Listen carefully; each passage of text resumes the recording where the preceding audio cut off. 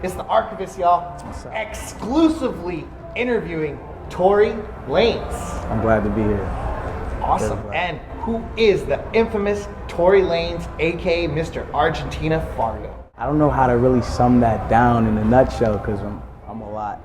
Like not in a cocky way, just my personality. I'm kind of like a chameleon. You never really know what color or what kind of mood I'm gonna be in. So I don't know how to really explain that one. And rapping at age 9, grinding at 14, the moves around the USA. Mm-hmm. Well, my dad was a preacher, so when we was younger, and not just a preacher, a missionary preacher at that. So he's worldwide preaching. So when he was moving around, I was always with him. I'm the youngest of 6 kids, so I was just always moving around with him. So that's probably the reason why I was in so many different places and moved around so much. But yeah, originally I lived in Toronto. I was born in Toronto. Okay. Originally born in Toronto, Mount Sinai Hospital, downtown. And I moved to Miami after that. Then from Miami, I moved up to Atlanta.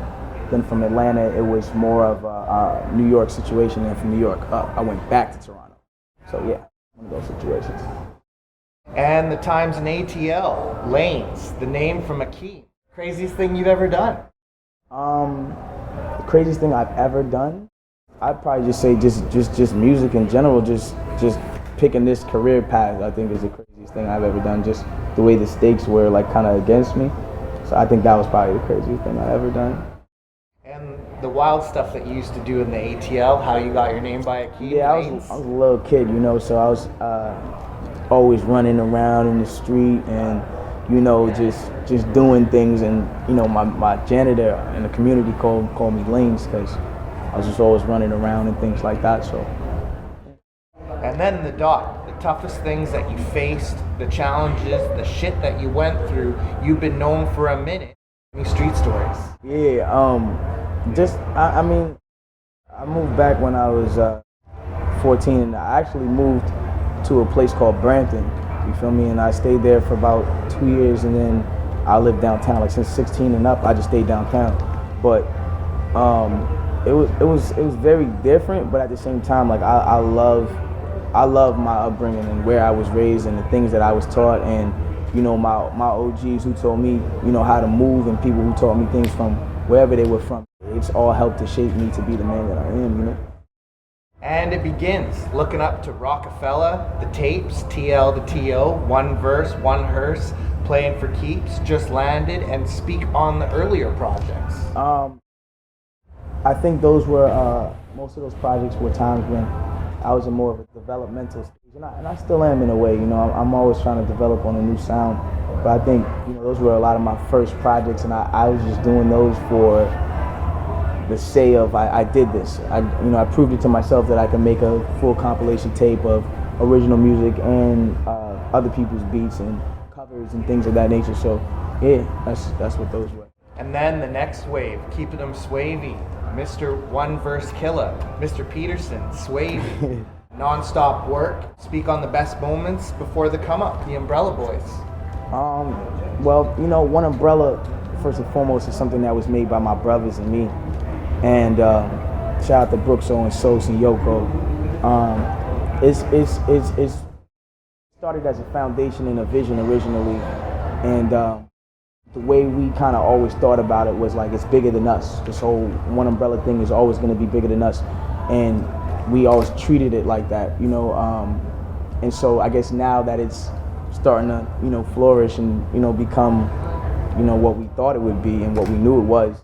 It's a great feeling, you know what I'm saying? Because we came from being down here, and now, we on our way up, Hell yeah. Yeah. And it starts, Wale giving you the shine on J. Cole's tour. Yeah. And coming up with G-Eazy, production with DJ definitely. Mustard, The Mechanics, Yeah. chilling with Justin Bieber. Yeah. Share your largest accomplishment. Like originally I met Bieber before I really met anybody. Like, you know what I'm saying? Like him and Sean, I met at the same time.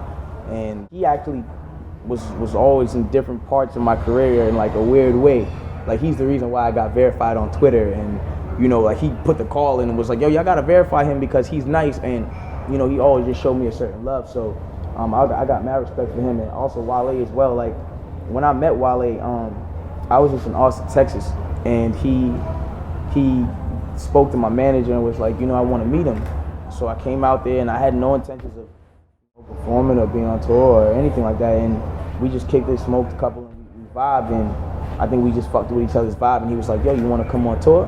And I was like, yeah. But at this point, I was just on tour. I wasn't performing nothing. And then one night he was like, man, who want to come out on stage today? Tory, you want to come on stage? I'm like, yeah, I'll sing something or like, you know what I'm saying, something, And he was like, all right, don't choke. And we had this bet that if I would choke or not that night. And he brought me out and I did my thing, and he started bringing me out each show, and it was just really, really, really dope experience. And I love Wale, and I have unlimited amount of respect for him, just for that. And just like everybody else, as far as production of Play Picasso and people like that, and DJ Mustard, giving me Know What's Up, and things like that. It was just one of those situations where I'm just happy the way everything kind of panned out, And then 7.3 million upload views on YouTube. They know them hit tapes. Mm-hmm. Sincerely Tory, Chicks Tape 1 and 2, yeah. Conflicts of My Soul by DJ Drama, the 416 story. You're flattering me now, man. It's just like, yo, you got so much. The ghostwriting, welcome to the industry. Time is money, entertainment. Since I got signed, you feel me? I've always been writing other things for other people. I'm not here to. Last time I said this, it turned into some whole other thing. Like, what I'm saying? I don't write for nobody, as in I'm your personal writer. Like, I write songs, and you might sing my song. That doesn't make me your ghostwriter. That's right. I just wanted to clear that up for anybody out there who felt a way about singing one of my hooks or something, or taking a verse or writing or singing a verse of mine, or whatever the case is. I've been doing it for a while now, and some of your favorite artists have a Tory Lanez verse, whether or not you like it or not, or they have a Tory Lanez hook that they sing that you think is theirs, but it's not, but that's, sometimes it just happens like that. I'm the type of person, I love music, so I would never, I'm really into writing my own music, but I would never discriminate against another young artist coming to me and saying, you know what, I have this song and I really feel like, it would speak to your fans if you sang it. Most likely I probably wouldn't in most cases, just because of, just the respect for my own craft. But if it was really a smash, I would definitely do it. I would definitely, not feel a way about it. And so at the end of the day, I don't feel like other people should feel a way about, their stuff being ghostwritten for, because, you go out to get a ghostwritten. So. And the projects that I named. Oh yeah, and hosted by DJ Drama, that was major. Yeah, the Conflicts of My Soul was an incredible project. I think a lot of people don't realize that tape in itself is actually a full story. Every song on it, a lot of people don't listen, because when you listen to a mixtape, you skip a song, or you get to the end of the song and then you press next, and then you listen to another one. But if you really listen to the tape straightforward, it actually plays like a story. I'm a back-to-back guy, so yeah, you know what I'm saying. So that's an amazing project for me, and just to have DJ Drama be a part of that, I think was amazing, and it was definitely a blessing. Yeah, total masterpiece. Yeah, thank you so much, bro. Yeah. Appreciate that. And collabs for days: Bun B, Trina, Trey the Truth, Kid Ink, King Los, YG, Dizzy Wright, Meek Mill, Soulja Boy, Sean Kingston, Red Cafe, Honey Cocaine, Frito Santana, They Said It's Over, and Van City's Jay Worthy and Hines. Yeah, your best collabs in the studio. Justin Bieber, lots of people. It's one of those situations where people, I think people always kind of respected my penmanship, but I've always just connected with people organically. Like, even when I met Kurt Cobain, I met him in the strip club, you know what I'm saying? And we connected, and that's how that song came about. And just things like that. I love to meet people organically, and I think a lot of times when artists meet me organically, I'm not in myself. I'm not too hard for life. I'm not Mr. Cocky.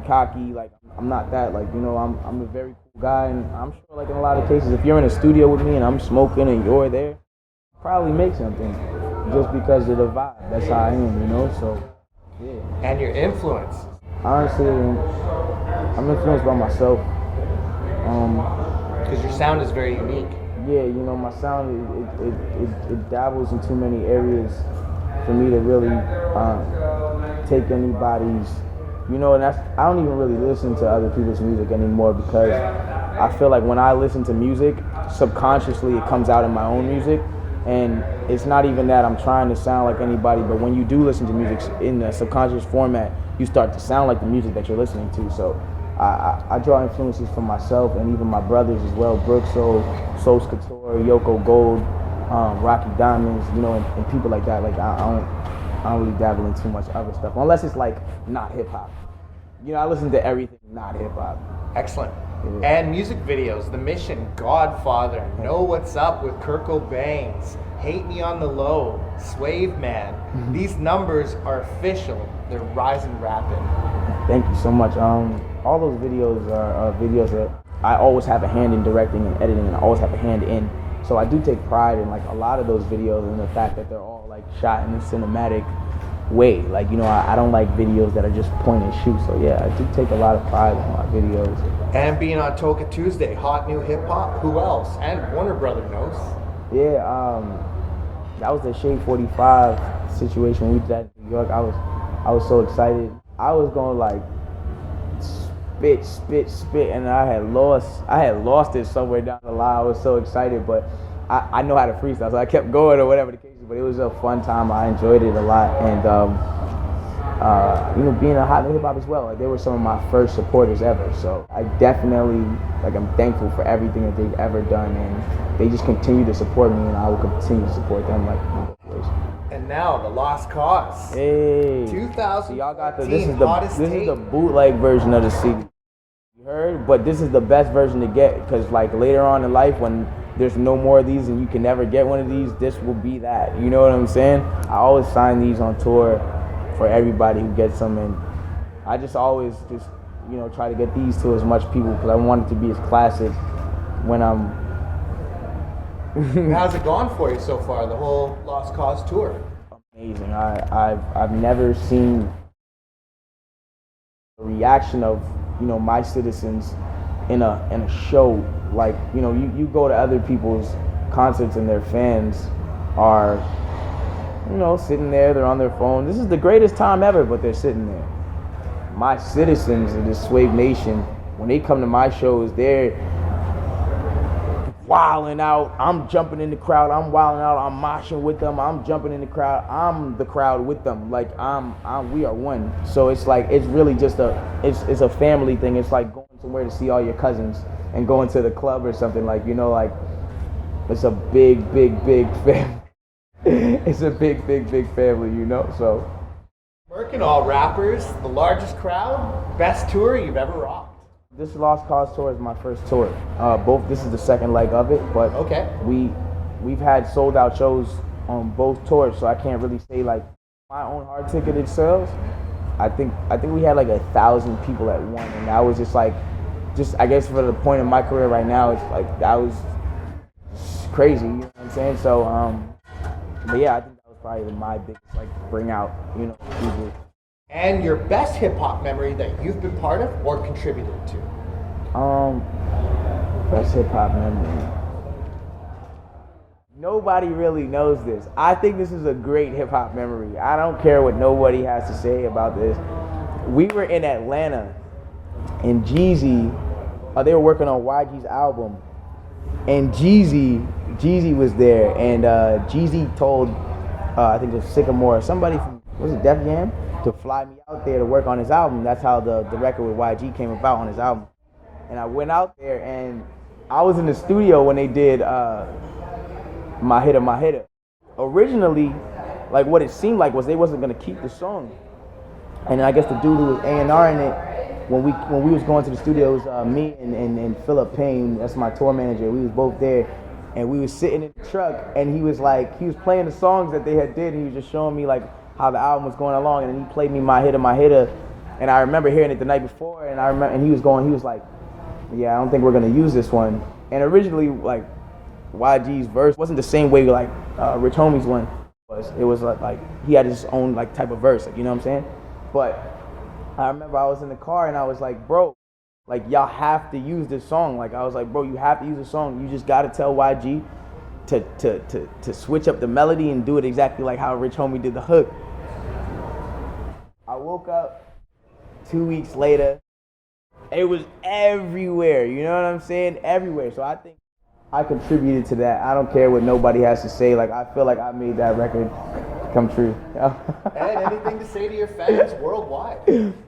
I want to tell everybody out there, just no matter what nobody ever tells you, believe in yourself, chase your dreams. I know everyone says that and it sounds corny, but like believe in yourself, bro. Don't ever let nobody tear them down. I used to be broke as hell, and anybody who's broke right now and who's just not in the situation that they want to be in, it doesn't matter. Like, you can do it. Just put everything aside, tunnel vision, focus on you, and all of you're doing is just follow God. You know, that's my only thing. Just keep your soul right with God. Stay prayed up, and yeah, just live to inspire people. And you got any shouts? I want to shout out Zan Man. I want to shout out Zan Man's my dude on tour who sells the merch, the Asian guy. That's Zan Man. I want to shout out VC, Jay Fresco, Payne, everybody I'm on tour with right now. Rocky Diamonds, my brother, and just the whole One Umbrella family. Brooks, Yoko, Sos. It's over. You know, it's really over for everybody. Like, we about to make it real hard. So that's all I wanted to say. And shouts to Payne and Biz 3 and Tory Lanez. And this is The Archivist, and you've been archived. Gangster.